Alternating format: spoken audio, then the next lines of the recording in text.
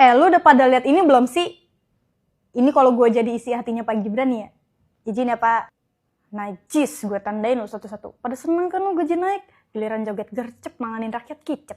Gak lihat noh, rakyat udah pada berantakan. Di sini malah pada joget-joget berserakan. Kerja kurang nyata, makan gaji buta. Ini gimana gue biar cepet ngebubarin ini?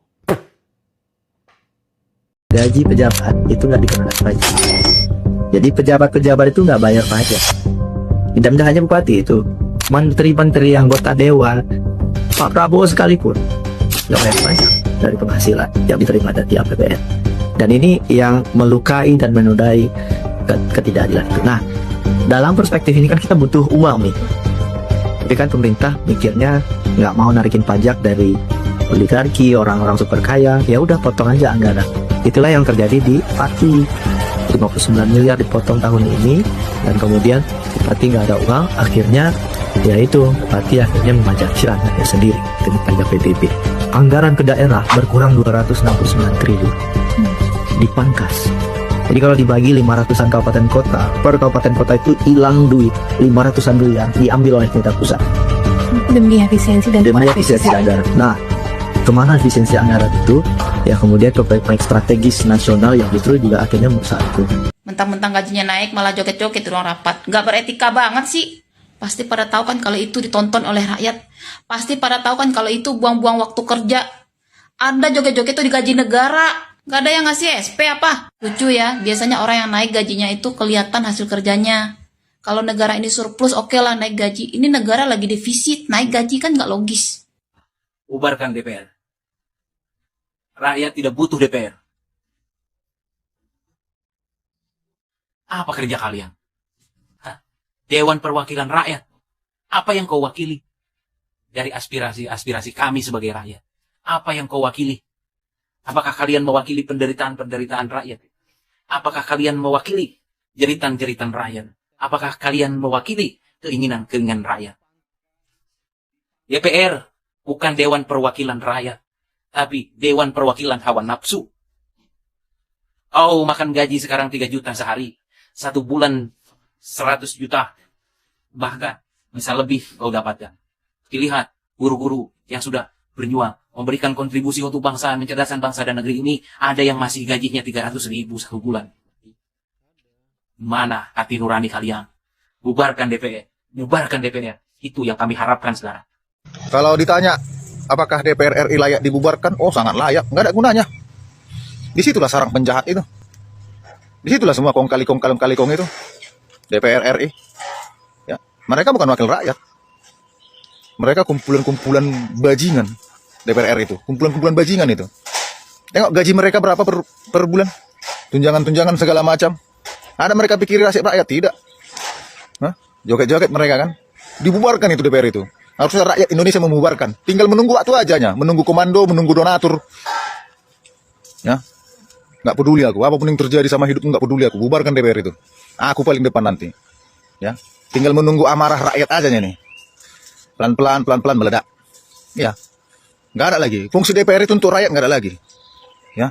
Mereka hanya membuat peraturan-peraturan, kebijakan-kebijakan yang menguntungkan mereka dan siapa yang memberi keuntungan kepada mereka. Ya, pejabat-pejabat pemerintah, ya. Itu aja. Rakyat nggak mereka pikiri. Mereka mendekati rakyat hanya masa-masa kampanye. Datanglah itu, masuk gorong-gorong lah itu, mulut-mulut orang-orang yang di pasar lah ini, DPR-DPR bajingan ini. Ya, penuh kepalsuan semua. Jadi kalau ada anggota DPR datang ke tempat kita, ke dapilnya, masa-masa kampanye atau ketika dia ada perlu sesuatu, ludahi aja.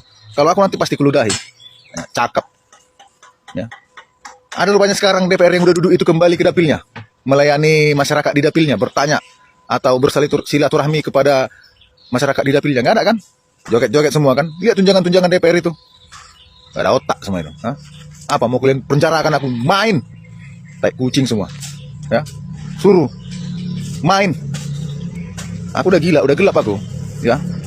Pokoknya siapa yang mau menangkap aku, tangkap. Tapi ya aku pasti melawan.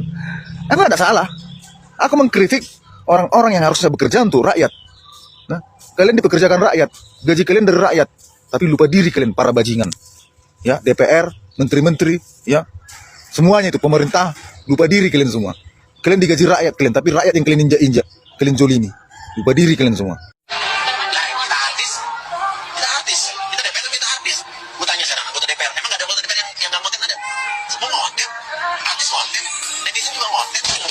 posisi saya pegang saat ini. Anda dapat gaji dari situ atau tidak?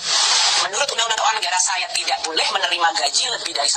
Nah, namun ini ada triknya juga kalau orang mengatakan gaji tidak, honor boleh. Sakit hati nggak dengernya. Kita bayar pajak hasil dari keringat campur air mata. Negara menggaji dengan serius, tapi mereka kerjanya main-main. Ini contohnya.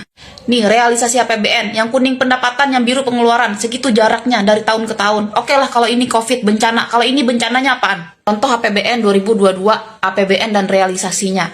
Kalau ada pun pembangunan nih harusnya masuk ke pos belanja modal yang 199 triliun.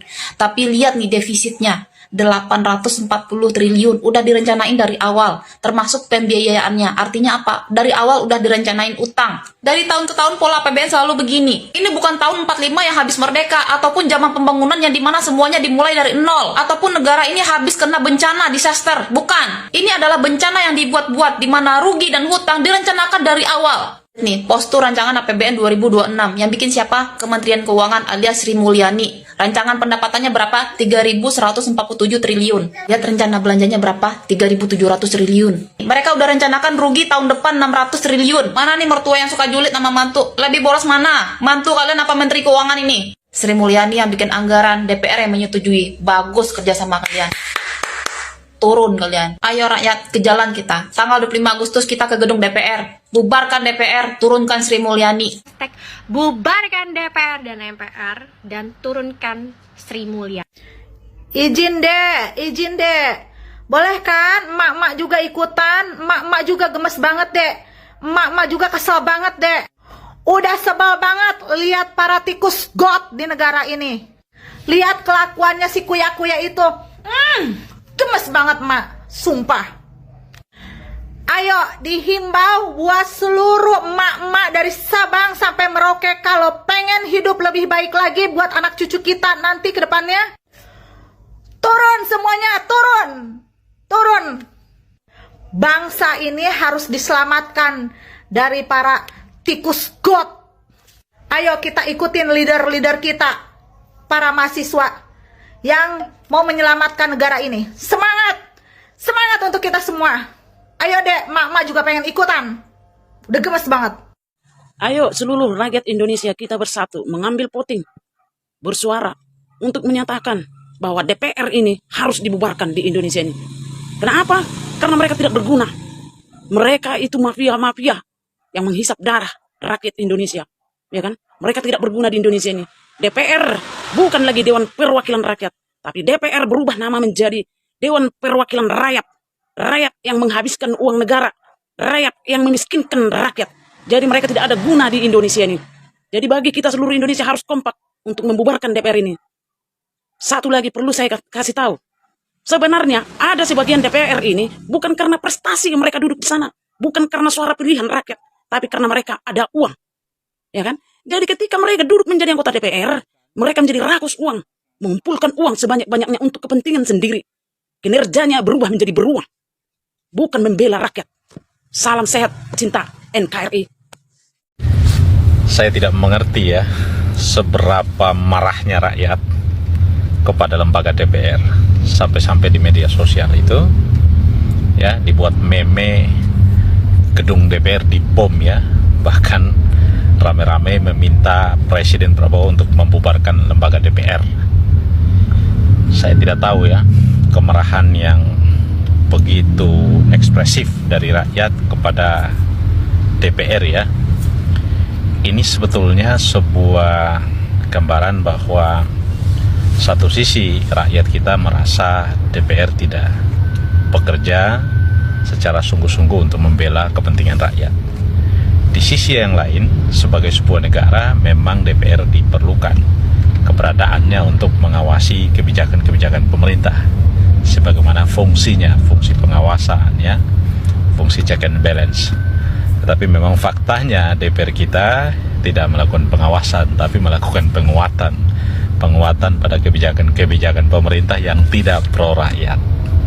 Apa kabar tulang punggung negara? Sehat? Dompetnya? Enggak? Sama. Negara sengaja apa enggak sih bikin warganya stres? Dikasih berita demek mulu saban hari. Ini pejabat nggak bisa lihat harta rakyat barang dikit apa? Semua mau diduitin. Lapangan padel mau dipajekin. Jualan online dipajekin. Amplop hajatan dipajekin. Medsos dipajak. Pokoknya mah di mana bumi dipijak, di situ rakyat dipajak. Ini lama-lama kita napas saya dipajak nih. Pokoknya mereka mah sangat kreatif kalau soal majak-memajak. Ada aja idenya. Dikit-dikit dipajak, dikit-dikit disita. Tanah nganggur 2 tahun belum diurus balik nama, disita. Aset warisan almarhum bapak emak kita kalau kagak ditempatin, kagak diurus, disita.